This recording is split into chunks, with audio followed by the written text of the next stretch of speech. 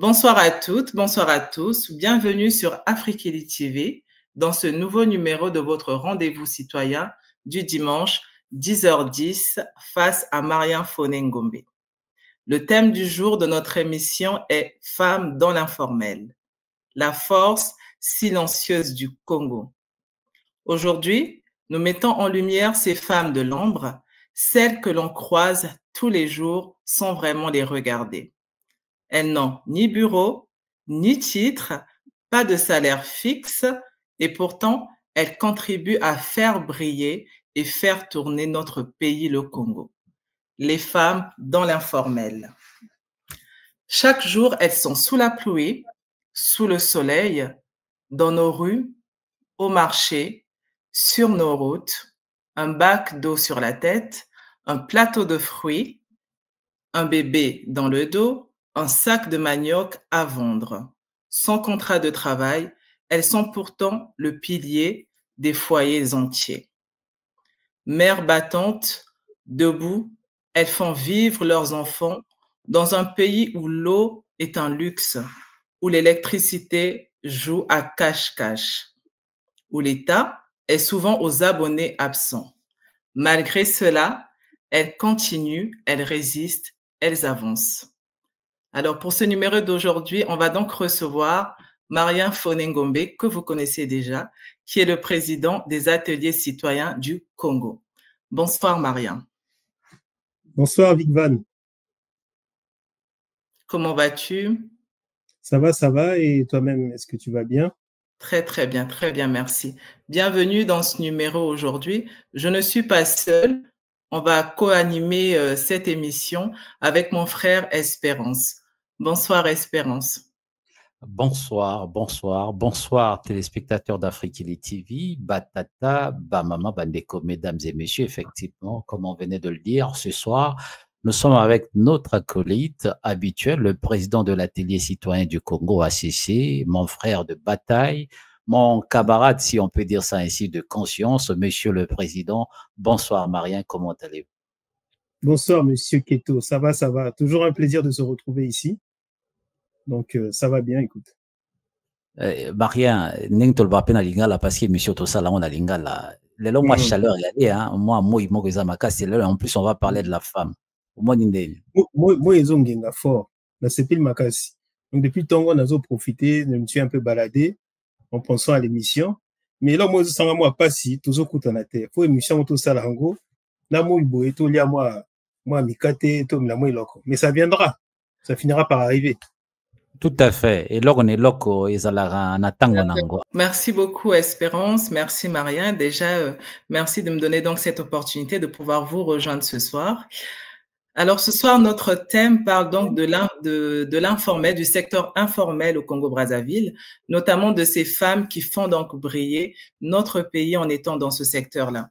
C'est un secteur que, je pense que c'est un sujet, qui te parlera assez, Marien, puisque si je ne me trompe pas, il y a de cela 2 ans maintenant, en 2023, avec les ACC, vous avez mis en place un fonds Motema qui était donc destiné à ces mamans, effectivement, au Congo-Brazzaville, qui se débrouillent pour essayer, donc, une façon pour vous de les soutenir dans ce qu'elles font. Si je me trompe, tu peux toujours me rattraper. Donc, on ne va pas tarder.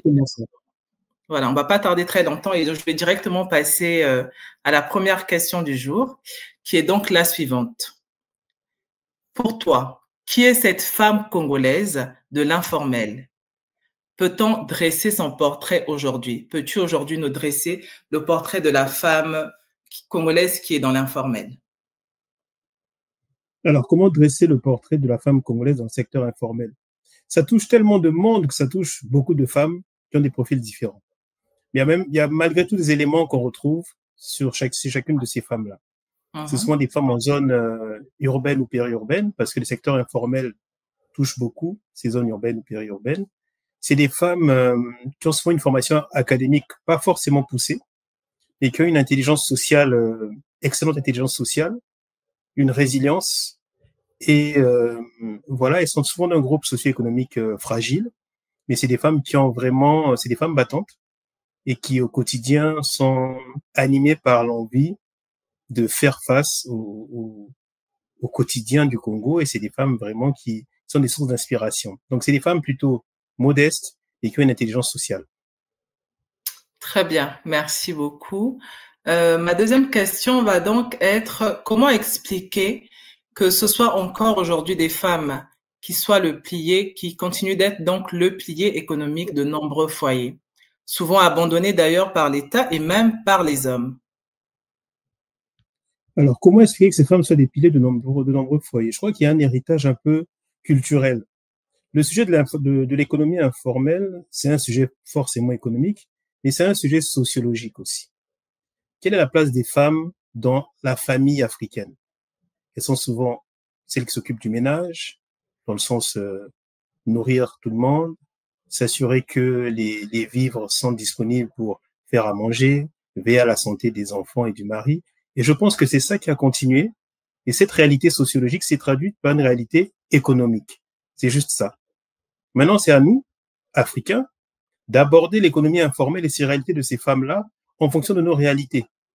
Parce que on reviendra dessus, l'économie informelle, en fait, c'est un concept qui vient des années 72 et qui vient encore de l'Occident, d'un homme qui a réfléchi sur l'économie du Ghana, du Kenya, qui a posé ce mot-là. Mais au final, elle n'est pas si informelle dans le sens où elle n'est pas si désorganisée que ça. C'est des femmes souvent organisées qui, depuis l'histoire de l'Afrique même, gèrent le foyer. Donc, c'est normal que ces femmes-là soient toujours centrales. Maintenant, à nous de créer les conditions pour qu'elles puissent vraiment profiter de leurs capacités. En parlant de conditions, ça va me permettre donc d'introduire comme ça ma troisième question, qui est la suivante, parce qu'on va parler donc des conditions dans lesquelles ces femmes travaillent, en sachant les réalités que nous avons en ce qui concerne l'eau, l'électricité, mais aussi l'insécurité. Peut-on parler d'un environnement propice à l'entrepreneuriat féminin en informel? Moi, on peut pas parler d'environnement propice. Moi, je parle beaucoup de Mama Zando, on a parlé du Fonds Motema. On a, derrière ces mots-là, où on met secteur informel, c'est des vies. C'est ça que j'aime dire, en fait. Nous, quand on a fait le Fonds Motema, c'était impersonnel au début, mais après, j'ai des prénoms de femmes que j'ai vus dans la friterie, dans des débits de boissons. Donc, les conditions ne sont pas bonnes. Pourquoi? Déjà en termes de sécurité, en termes de protection sociale, en termes de l'accès au financement, et en termes même de leurs droits de régulation. Donc, après, on va me dire que ces femmes-là doivent entrer dans le formel, doivent faire l'effort d'aller vers le formel. Ce n'est pas elles de faire l'effort. Et c'est pas la loi qui va les obliger à faire l'effort. Il faut créer des conditions économiques, d'incitation économique pour que ces femmes aillent vers le formel. Mais c'est des emplois précaires dans le sens où c'est pas du tout protégé. Les conditions ne sont pas bonnes. Ni quand quand elles vont tous les matins sous la chaleur, la pluie, des fois elles sont des femmes qui tiennent un commerce, elles sont à la merci des bandits de quartier. C'est pas des conditions qui sont vraiment souhaitables pour ces femmes-là. Alors, merci beaucoup. En tout cas, merci. J'ai écouté attentivement les questions que vous avez posées à Marien et je voulais revenir par rapport à ce que vous avez dit, Marien.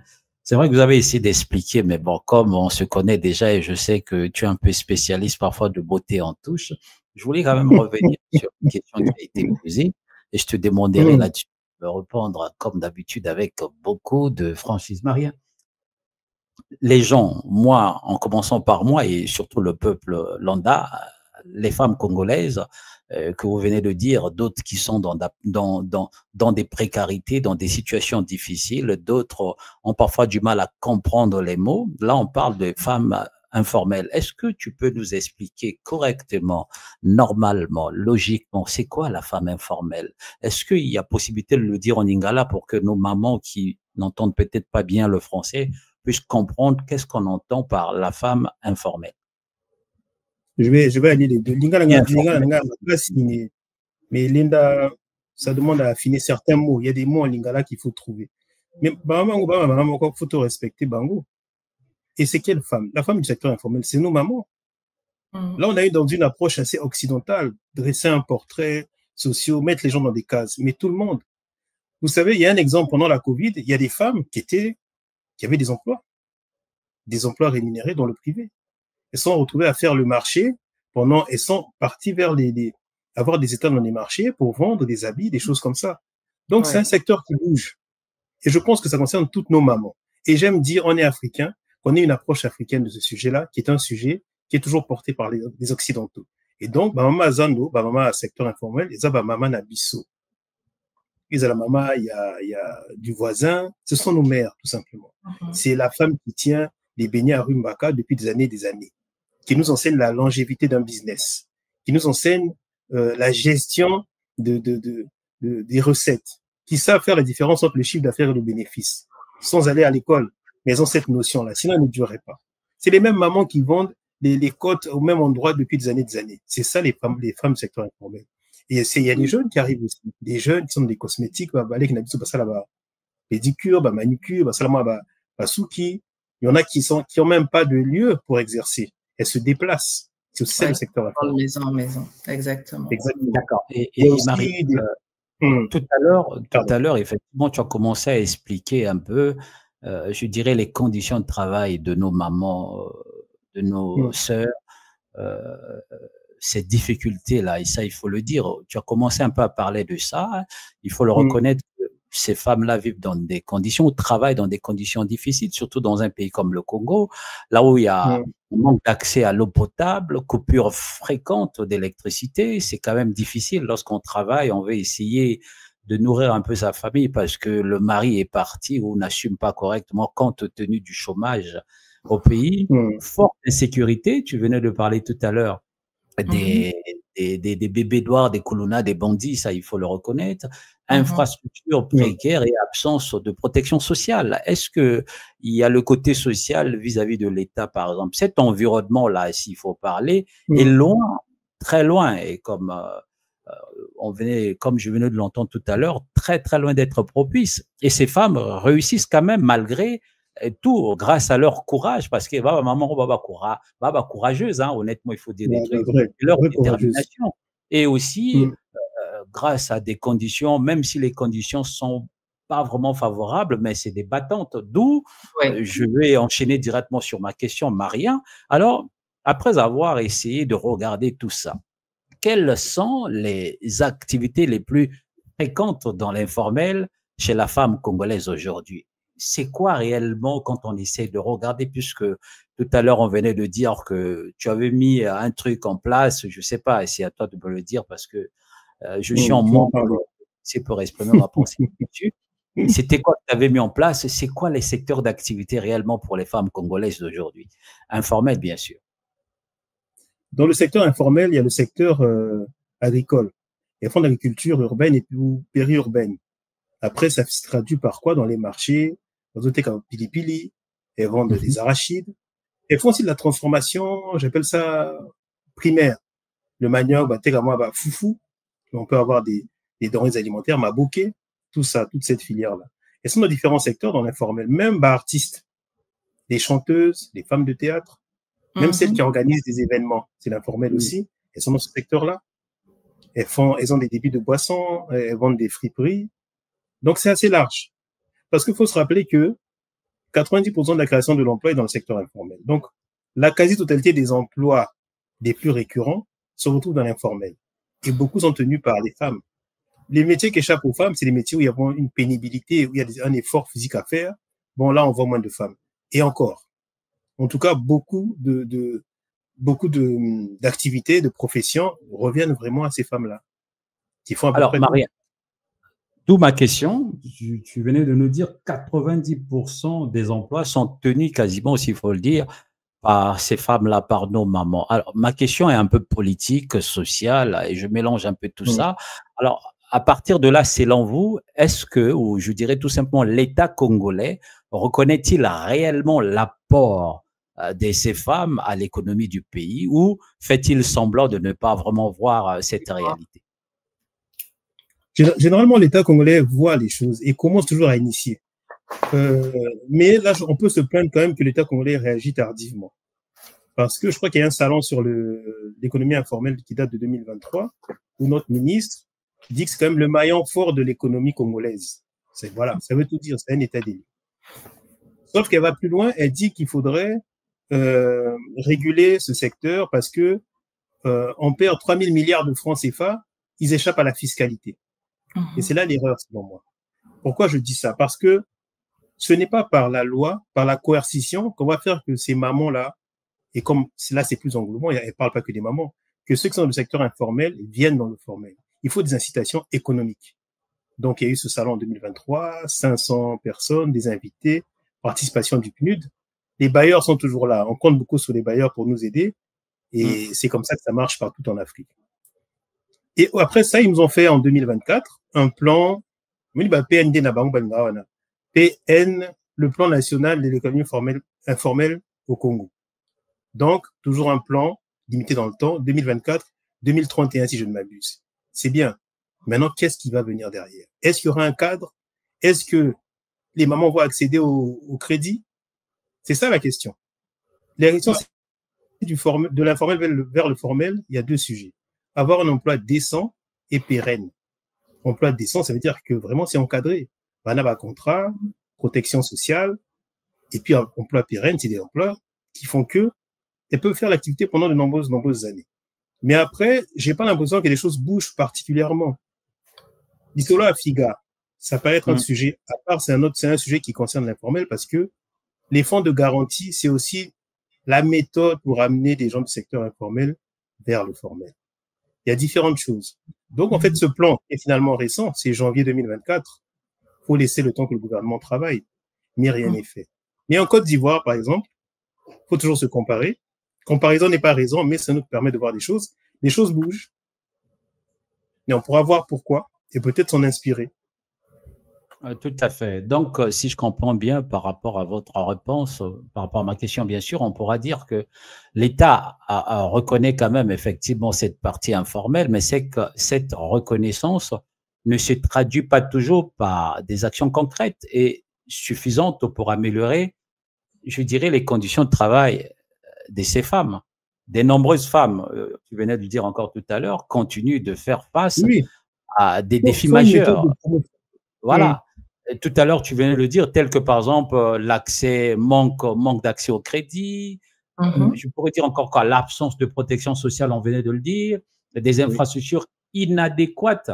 Il y a tout ça qui rentre en jeu. On pourrait maintenant peut-être dire que cette situation suggère que malgré une prise de conscience officielle, les mesures effectives pour soutenir ces femmes, ça il faut le reconnaître dans notre pays concernant effectivement nos dirigeants, restent très limitées, Marie.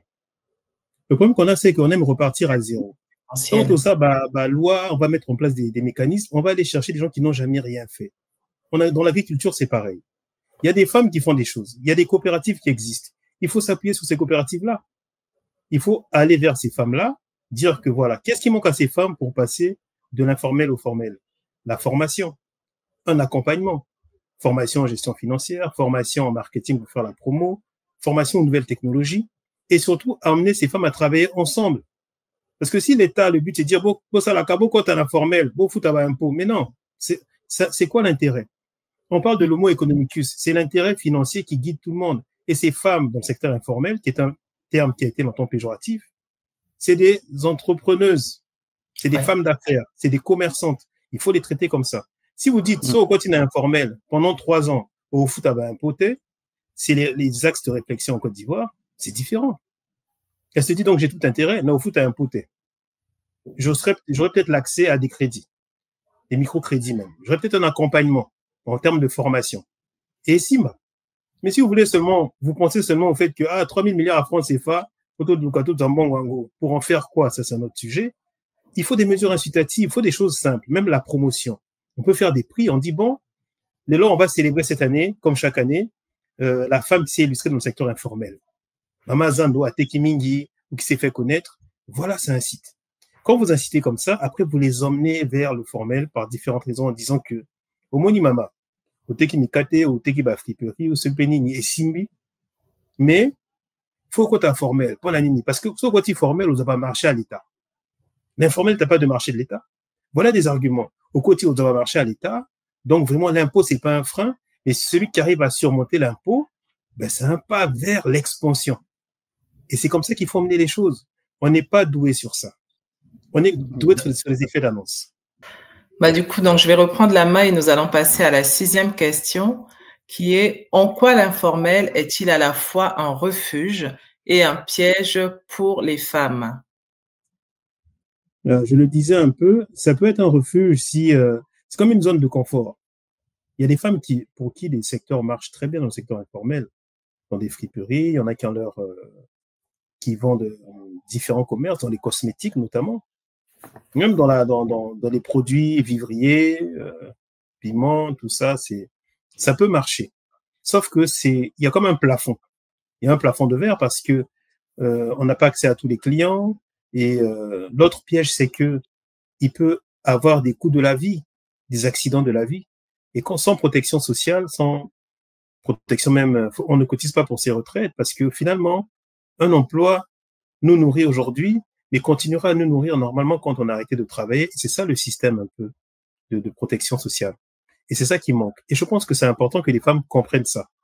Et je pense qu'elles sont à même de le comprendre. Il faut juste des campagnes un peu intensives et agressives sur ces questions-là. Ça peut être un refuge parce que, effectivement, si ça fonctionne, on a des clients aujourd'hui, on pense que c'est suffisant, mais ça reste des emplois fragiles. Et c'est là qu'on parle de la précarité de l'emploi. On l'a vu, la COVID-19 a fait que beaucoup de bureaux de l'OIT dans le monde, notamment en Afrique de l'Ouest, viennent sur le terrain voir comment ça va impacter des femmes dans le secteur informel, parce qu'elles ne cotisent pas. Donc, les gens ne sortent plus de chez eux, les marchés sont fermés, elles ne gagnent plus rien. Mais si elles cotisent, elles ont toujours des prestations sociales qui font que l'activité est plus fiable. Bah, du coup, on va passer, et donc là, on a répondu à la 6e question, ça va être la 7e. Certaines femmes aujourd'hui n'ont d'autre choix que de vendre leur corps pour nourrir leur famille. Est-ce un échec moral, collectif, ou où est la dignité dans tout ça? Cette question est très, très délicate. Bien sûr, c'est un échec collectif. Bien sûr que on ne pourra pas. Toute société a des marginaux. Il y a la norme et à la marge. Ça ne changera pas. Il y a des phénomènes qu'on ne peut pas éradiquer. Je suis de ceux qui doutent qu'on puisse éradiquer la pauvreté, éradiquer la prostitution, mais je pense qu'on peut faire que les marges soient les plus infimes possibles. Et pour ça, c'est tout un contexte. On a un problème structurel dans nos pays, dans notre pays notamment. Pourquoi? Parce que là, on parle de prostitution, on peut aller moins loin. On voit des jeunes garçons qui s'adonnent à l'alcool. Il y a un comme de désaveu. La jeunesse est désabusée. Il faut réenchanter le rêve congolais. C'est important, réenchanter le rêve congolais parce que la jeunesse est un peu désabusée. Aujourd'hui, on est dans une société très libérale et le Congolais cherche l'argent, bongo, à courte échéance. Et donc, c'est la porte ouverte, c'est le lit de ce genre de déviance, de la prostitution, c'est le lit de la délinquance, c'est le lit de l'incurie, c'est le lit du vice. L'oisivité, c'est la mère du vice. Et donc, on laisse la porte ouverte à tous les vices. Et encore une fois, il faut que l'État congolais prenne ces combats-là à bras-le-corps et fasse les choses qu'il faut. On ne peut pas laisser notre jeunesse comme ça, sans avenir, sans horizon. Et pour ça, il faut travailler de fond. Là, on parle des mamans, mais rien que travailler sur les mamans, c'est travailler sur, on connaît la citation, sur tout un pays, parce que c'est elles qui donnent l'éducation et aujourd'hui qui nourrissent même des familles, de plus en plus. Donc, il y a un travail à faire dessus. Travail collectif, chacun à son niveau, participer à ça. Mais surtout, identifier ceux qui font déjà des choses. Et ça existe. Vous êtes entrepreneuse Vigvana Sous. Pour ceux qui ne le savent pas, moi je le sais. Et vous savez qu'il y a beaucoup d'associations localement qui font des choses. Beaucoup d'associations sont des clients d'entrepreneurs qui achètent ensemble. C'est des centrales d'achat, c'est des modestes centrales d'achat, mais elles structurent beaucoup de choses. Elles structurent la vie de ces familles-là. Comment se financent ces femmes-là, par exemple, dans l'entrepreneuriat? C'est des crédits entre pairs. Ayo ça mon bongo, ngape na teki moi, na fufu na pesi moi bongo, yo taka ba friperie, ozon sanga mongo na sima. Et qu'est-ce qui se passe? Il y a aussi des tontines.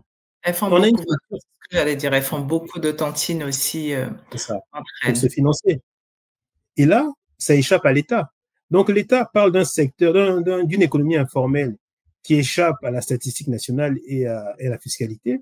Mais heureusement qu'il y a une partie qui échappe à l'État, puisque la banque, puisqu'il n'y a pas de fonds de garantie pour aider ces femmes-là à contracter des crédits, mais ces femmes s'organisent elles-mêmes. Donc, le secteur informel, C'est un mot qui a été longtemps utilisé péjorativement. Depuis une vingtaine d'années, ce n'est plus le cas, parce que vraiment, le poumon de notre économie et même de notre dignité, c'est ce secteur-là. Parce que l'État congolais est un État sous perfusion. C'est des bailleurs de fonds qui nous nourrissent, le FMI, la BAD. Dans le secteur informel, ils ne sont pas sous perfusion. C'est d'entre eux. C'est une école même de l'excellence.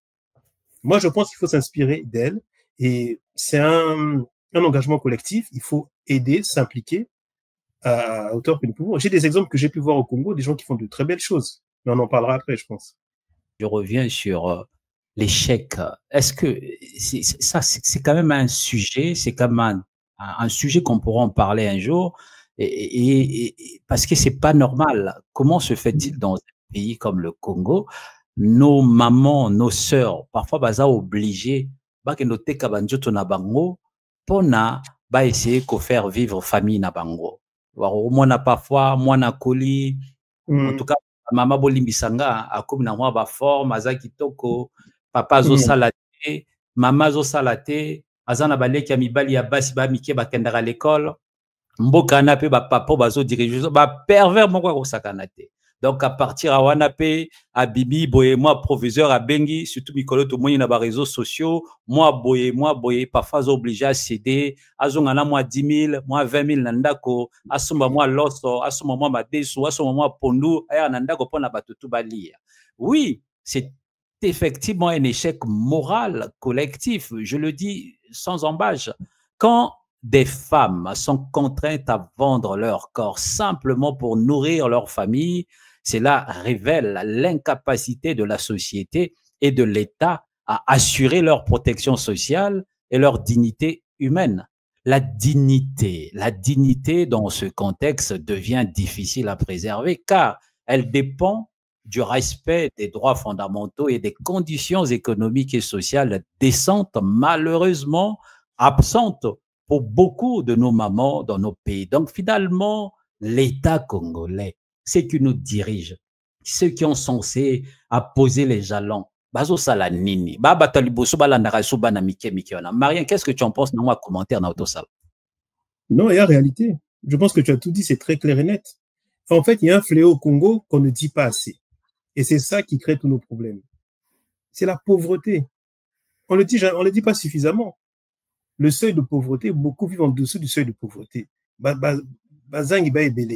Comment tu veux qu'ils s'en sortent? Alors, siko toyika kana likamwana siko na côté à l'école parce que bana basi yango babande kona biso mingi batika rappel l'école. Donc d'où ma question, pourquoi l'école de la République n'arrive-t-elle pas à retenir ces jeunes filles qui abandonnent leurs études pour entrer prématurément dans l'informel ou d'autres formes de survie? Pourquoi, Maria? Est-ce que tu as un mot à dire là-dessus? Est-ce que tu as déjà étudié ce phénomène? Est-ce que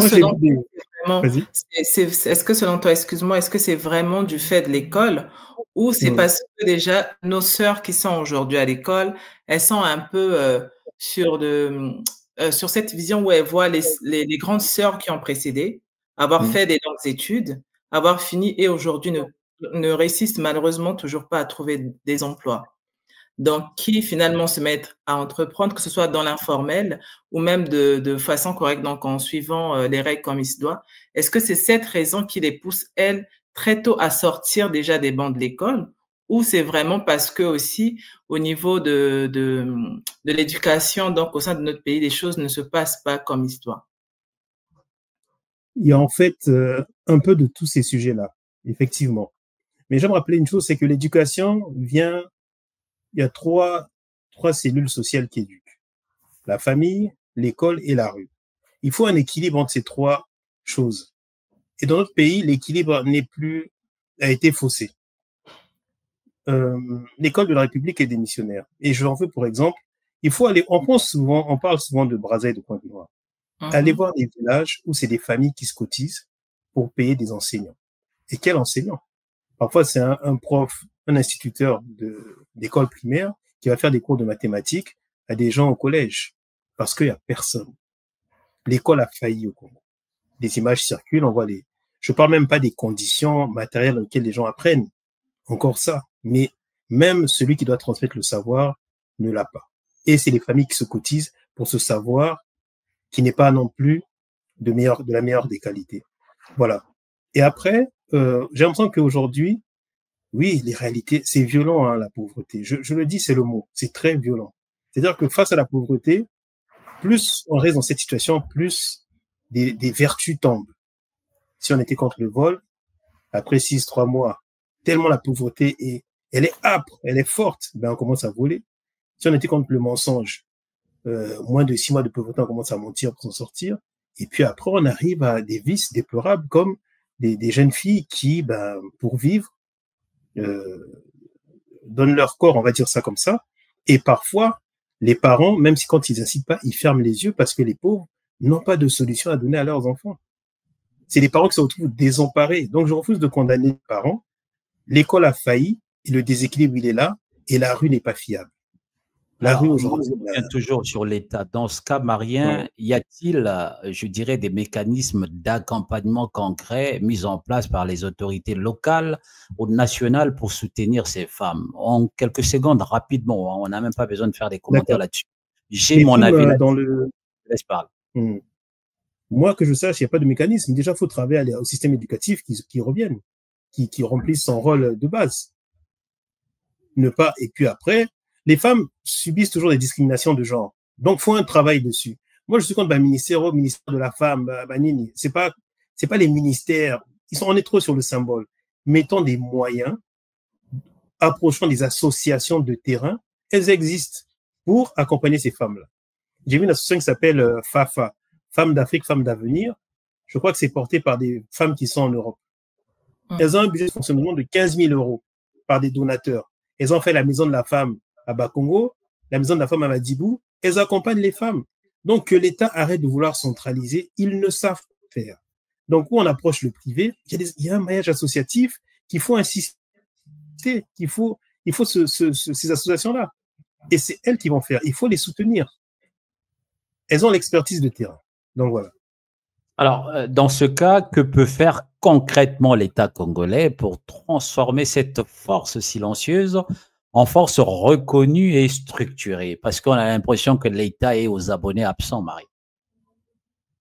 Ben en fait, déjà, j'attends de voir, ils ont fait un plan de l'économie nationale de l'économie informelle au Congo, voir ce qu'ils vont mener comme action. Mais ce qu'il faut faire, malheureusement, c'est le nerf de la guerre. On veut des budgets. Et le problème du Congo et de certains pays d'Afrique, c'est que on veut tous puiser au niveau du même gâteau. C'est-à-dire que c'est le même gâteau où chacun va prendre l'argent. L'État va voir les bailleurs de fonds, les associations vont voir les bailleurs de fonds, et les bailleurs de fonds veulent des résultats.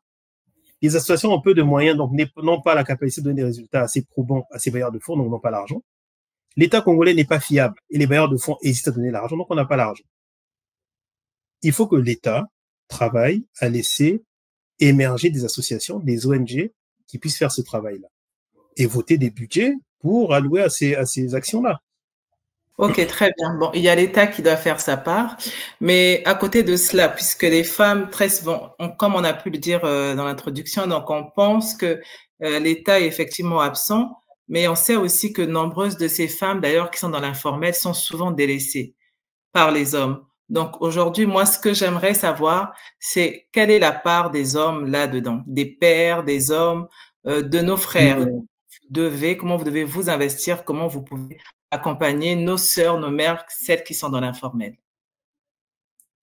Très bonne question. Et je pense que c'est pour ça que je dis que ce sujet qui n'est pas économique, il est sociologique.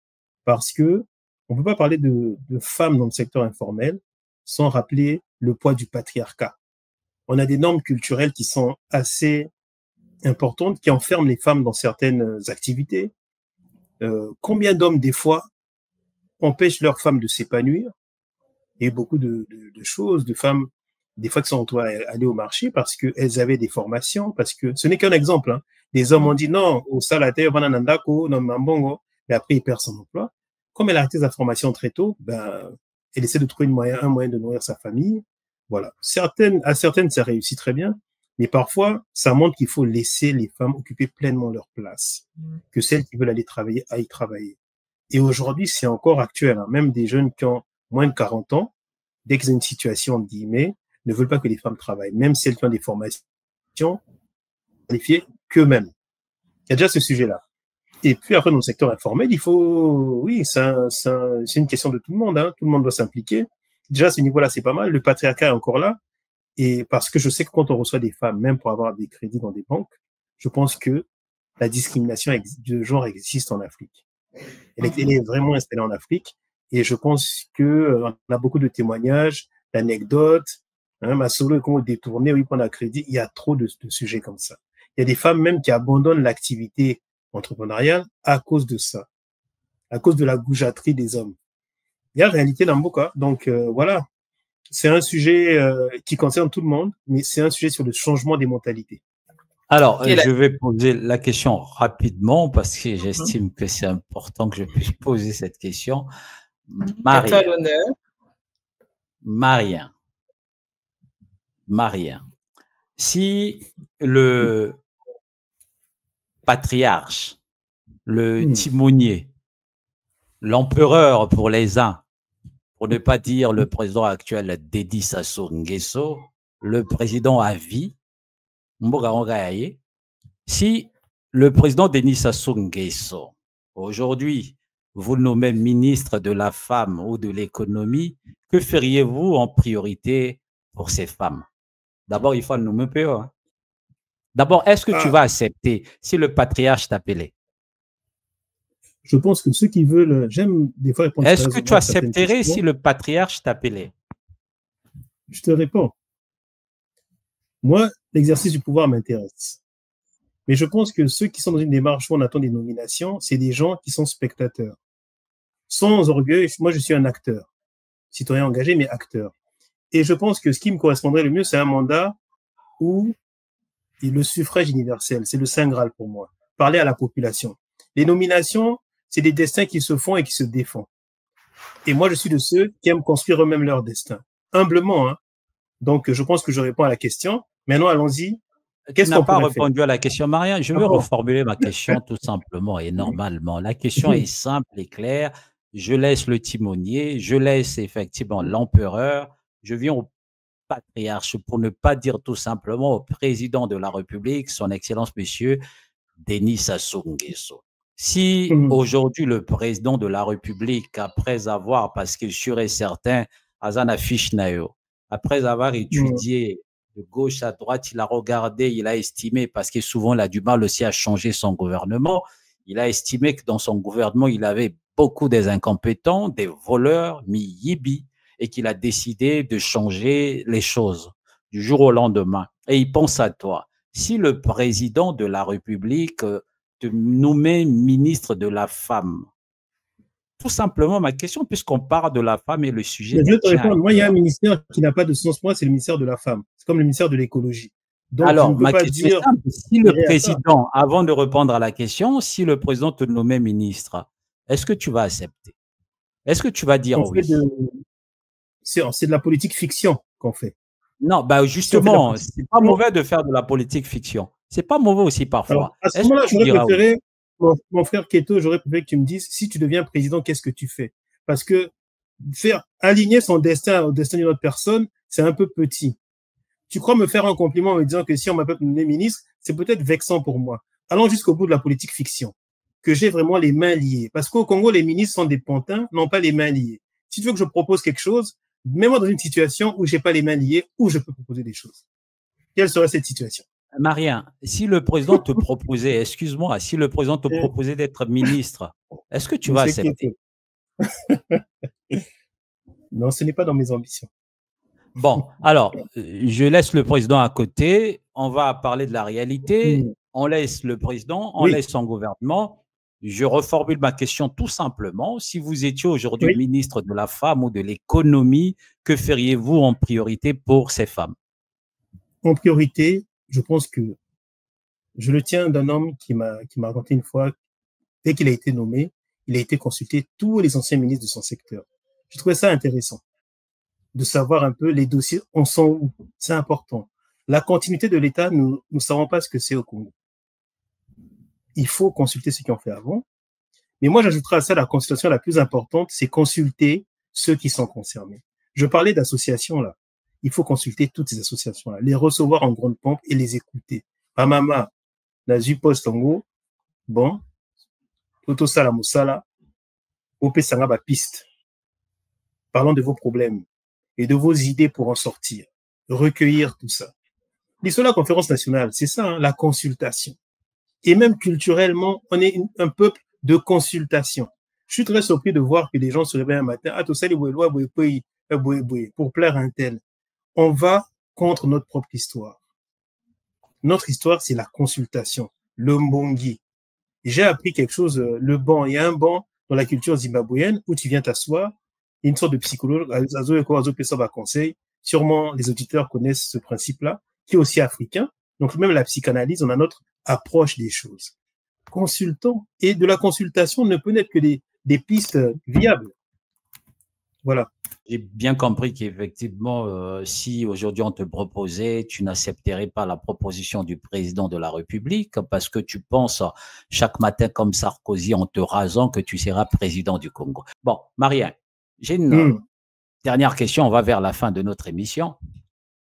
Au jour d'aujourd'hui, il faut le reconnaître que certains accusent les femmes congolaises d'encourager une économie de la débrouillardise sans avenir structuré. Que répondez-vous à cela? Je pense que c'est un manque de sérieux que de dire ça. Les femmes congolaises sont l'école de la résilience. Ces femmes qui avancent dans un secteur qui n'est pas régulé, sans accès au financement, sans accès à la formation, qui subissent les discriminations sur les questions de genre, on n'a rien à leur apprendre. On a plutôt à les accompagner, et même le mot accompagner suppose toujours aider des gens qui sont dans le besoin. Non, elles font notre économie. Près de la moitié de notre PIB. 90% de la création de l'emploi vient de l'informel, et dans l'informel, plus de la moitié, c'est des femmes qui tiennent ces secteurs-là. Créons ces zones sécurisées. Mettons en place des dispositifs de formation. On parle de bancarisation. Vous voulez qu'elles mettent leurs recettes à la banque. Ayant des mesures incitatives. Proposons 3 ans d'exonération pour celles qui ont le secteur formel. Je sais que du travail a été fait pour créer une entreprise ou un établissement en moins de 2 heures, ainsi de suite, c'est bien. Mais accompagnons-les. Ne faisons pas qu'elles travaillent en silo. Trouvons le moyen de créer des réseaux, un maillage de femmes dans les secteurs informels. Je le disais déjà. Travaillons sur ceux qui sont en zone urbaine, mais aussi en zone rurale, parce qu'elles y sont et elles sont moins formées. Voilà ce qu'il faut faire. C'est pas suffisant de faire des conférences et autres.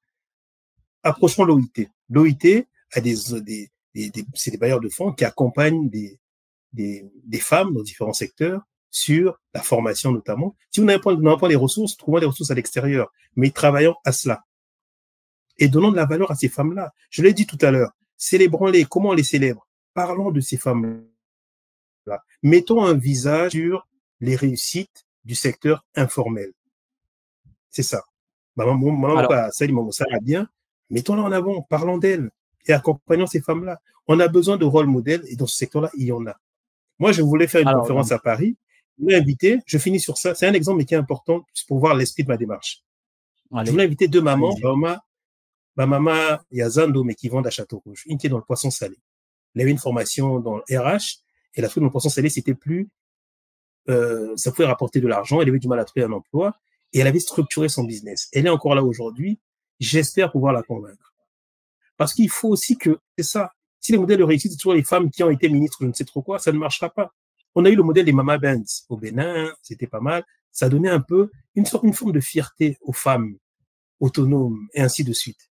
On parlait des valeurs chez certaines femmes, certaines jeunes sœurs qui disparaissent parce que les rôles modèles ne sont pas bons. Au vivre à Mama Zando, il y en a. Mama Zando, c'est un terme générique pour moi. Vous les mettez en avant, ça va inspirer les jeunes filles. Voilà un peu de manière ramasser différentes choses qui peuvent être faites. Alors, effectivement, Marien, nous arrivons au terme de notre émission. J'ai une dernière question que je vais te poser et puis je demanderai effectivement à Vic Van Osso de compléter la question si elle a quelque chose à dire là-dessus. Marien, ma question est simple et je demanderai comme d'habitude que tu puisses nous donner une réponse avec beaucoup de franchise. Moi, perso, je sens souvent inné en toi. Marien, on connaît comment ça se passe un peu au pays. Est-ce que certaines femmes ne sont pas complices d'un système patriarcal en acceptant eux-mêmes la résignation et en ne réclamant pas plus fort leurs droits? Bien sûr que si. Certaines femmes choisissent la voie de la facilité, faut le dire. Ce n'est pas généralisé, mais certaines femmes sont dans ce confort-là, de laisser le patriarcat, de laisser que des fois elles mettent de côté leurs ambitions, qu'elles se laissent, qu'elles vivent dans l'ombre d'un homme. Enfin, même quand des fois c'est au détriment de certaines valeurs, il y a certaines femmes forcément qui sont complices de cela. Vous savez, un système ne perdure pas si on n'a pas de complices. J'allais dire dans le camp opposé, mais c'est une métaphore. Voilà.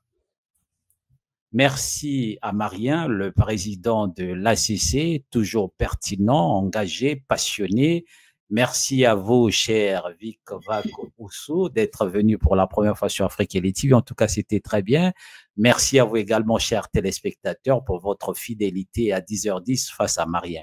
Soutenez-nous si vous croyez en cette émission, si vous croyez en ce combat pour ne pas oublier effectivement les femmes, nos mamans. Abonnez-vous massivement à ma chaîne YouTube, à mon compte Facebook, à mon compte TikTok, parce que le Congo a besoin de paroles libres, de questions vraies et de visages courageux. Et moi, pour continuer à vous offrir des émissions de qualité, j'ai besoin de vous.